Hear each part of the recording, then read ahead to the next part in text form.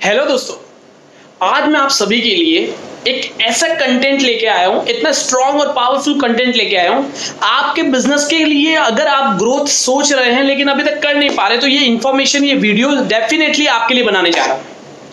अगर अभी तक आज के दिन में जो बर्निंग पेन प्रॉब्लम है मार्केट के अंदर, उसके लिए एक सॉल्यूशन लेके आया हूं कि अगर आपने वो फाइंड आउट कर लिया और उसके ऊपर एफर्ट्स कर लिए, आपके बिजनेस इजीली ग्रोथ हो पाएगा। चलिए तो जल्दी से शुरुआत करते हैं। My name is Krishna Chaudhary, I am the CEO and founder of A2Days and आप सभी का बहुत बहुत ज्यादा स्वागत करता हूं हमारे इस अनोखे चैनल में, जिसका नाम है ई-कॉमर्स की पाठशाला। और आशा करता हूं कि इस पेंडेमिक सिचुएशन के अंदर आप और आपका परिवार बहुत हेल्दी और वेल्दी होगा। आज मैं जो टॉपिक पे बात करना चाहता हूं कि बिजनेस ग्रोथ के अंदर वो कौन से इंपॉर्टेंट पॉइंट है, फैक्टर्स है जो आपको समझना होगा, और अगर आपने समझ लिया और उसको आपने दूर कर दिया तो डेफिनेटली कहीं ना कहीं आपके बिजनेस में बहुत एक अच्छा जंप आएगा, एक अच्छा ग्रोथ आएगा। मैं 5 पॉइंट पे आपके साथ डिस्कशन करने वाला हूं। First, missing innovations. Second, negative working capital और कैश फ्लो।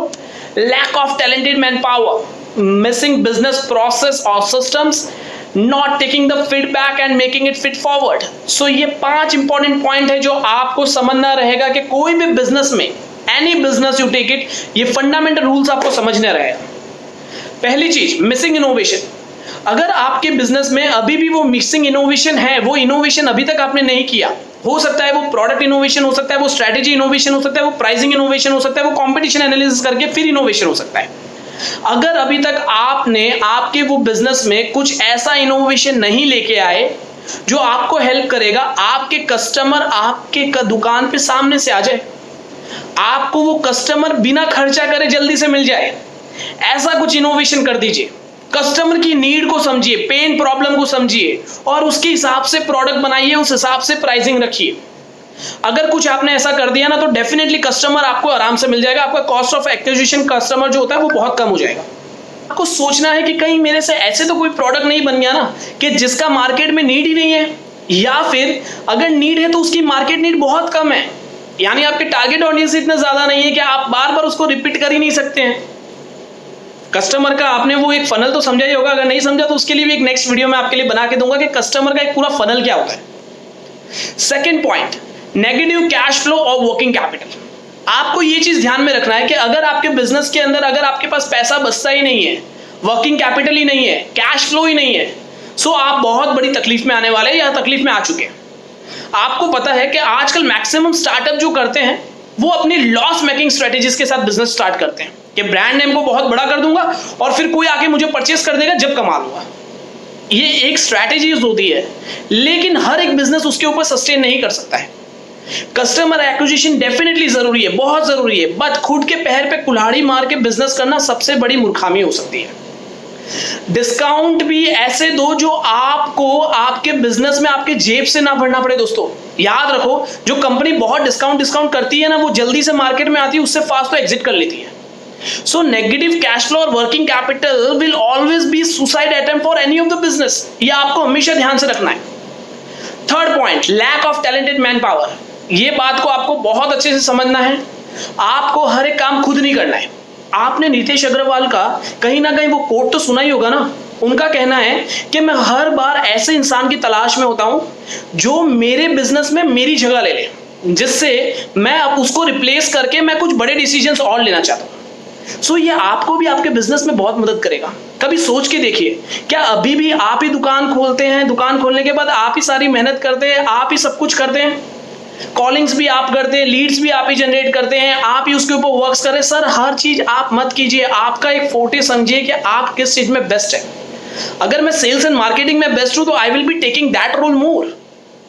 अगर मैं कंपनी को हैंडल कर सकता हूं, मैं टीम को हैंडल कर सकता हूं, आई will be taking that more. आपको भी यही सवाल है मेरा, क्या सारा काम आप ही करते हैं? सो मैं यही आपसे पूछना चाहता हूं कि आज भी सारा काम आप ही कर रहे हैं? Sir don't waste behind the multiple things, only focus on the main goals. ये चीज ही है। आप डेलीगेशन पे वर्क करिए, जितना ज्यादा काम आ रहा है उसको डेलीगेट कीजिए, ऑटोमेटिकली आपका बिजनेस ग्रो होगा। आज हमारे पूरे इंडिया के अंदर 25 से ज्यादा ऑफिसेस खुल चुकी है, चैनल पार्टनरशिप हमारे हो चुकी है, सारा ऑटो मोड पे बिजनेस चलता है, क्योंकि हम लोग उनको रिगोरियस ट्रेनिंग कराते हैं, हम उनको हर चीज की सुविधा दे रहे हैं। सो यही चीज है, मेक इट अ प्रोसेस। मेरा 4th पॉइंट जो है वो इसी के ऊपर है, मिसिंग बिजनेस प्रोसेस और सिस्टम। क्या अभी आपको लगता है कि आपके बिजनेस के अंदर वो प्रोसेस और सिस्टम सेट हो गया है? आज भी बहुत सारे बिजनेसमैन और बिजनेस मैंने देखा हमेशा कोई ना कोई प्रोसेस के बिना बिजनेस करते रहते हैं।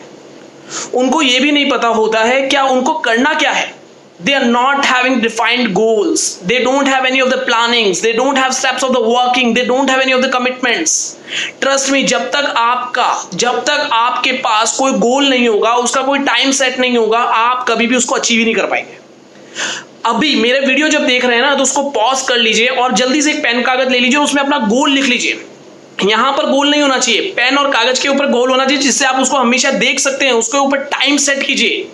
एक काम कीजिए, गोल बनाइए, उसको टाइम सेट कीजिए और उसके पीछे लग जाइए और उसमें मेहनत कीजिए, एफर्ट्स कीजिए, उसको अचीव कीजिए।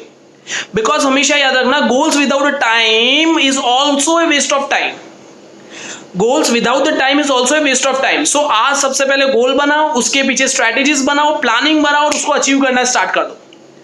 सो मेरा लास्ट एंड फाइनल पॉइंट है, वो है नॉट टेकिंग और एक्सेप्टिंग द फीडबैक्स। क्या आज भी आप वही गलती कर रहे हैं? क्या आज भी आप अपने कस्टमर से फीडबैक नहीं मांगते और ना उसको फीड फॉरवर्ड में कन्वर्ट करते हैं? सबसे बड़ी गलती जो आज हर एक मैक्सिम बिजनेस करता है, वो चाहता है कि भैया मुझे कोई फीडबैक नहीं मिले चलेगा, खाली माल बेचा खत्म। Sir, you have to work on the feedback as much as maximum possibility. We never ask for the feedbacks. क्यों? क्योंकि हमें शर्म आती है। ऐसा लगता है कि यार अभी तो सेल्स मांगा, अभी उसके बाद फीडबैक मांगना पड़ेगा। सर, सेल्स कर दिया, सेल्स के बाद अगर फीडबैक नहीं मांगोगे तो how you can improve yourself? You have to improve yourself in anyhow situations. Then only the customer will come back to you. आपको परेटो का वो पूरा प्रिंसिपल तो पता है ना, 80-20 रूल वाला, कि आपका 20% कस्टमर ही आपको 80% सेल दे जाते हैं। लेकिन अगर वो 20% कस्टमर आपसे खुश ही नहीं है, तो वो आपको कभी आएंगे नहीं और आपको 80% सेल ही नहीं मिलेगा।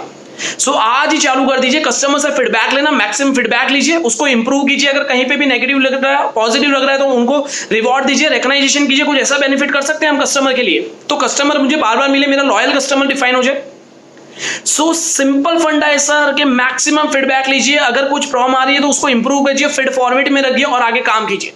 सो ये थे मेरे वो 5 इंपॉर्टेंट और फैक्टर्स जो आपको आपके बिजनेस में मदद करेगा ग्रो करने के लिए। अगर आपको मेरी ये वीडियो पसंद आई है, आपको कुछ नया जानने मिला है, अगर आप इसको वर्क इंप्लीमेंट कर सकते हैं और उसमें कुछ सक्सेस मिलेगा, तो जल्दी से जल्दी मेरे वीडियो को लाइक कर दीजिए, शेयर कर दीजिए अपने सारे बिजनेस फ्रेंड्स के साथ। मेरे चैनल को प्लीज सब्सक्राइब कर दीजिए, जिससे ज्यादा से ज्यादा लोगों को ये बेनिफिट मिल सके। और मेरे आने वाले जो वीडियोस है ना, वो बहुत सारे बिजनेस मार्केटिंग के ऊपर होंगे, सेल्स के ऊपर होंगे, सब पे ऊपर होगा। तो अब भी उसको शेयर कर दीजिए, लाइक कर दीजिए और सब्सक्राइब तो कर ही दीजिए। Thank you so much.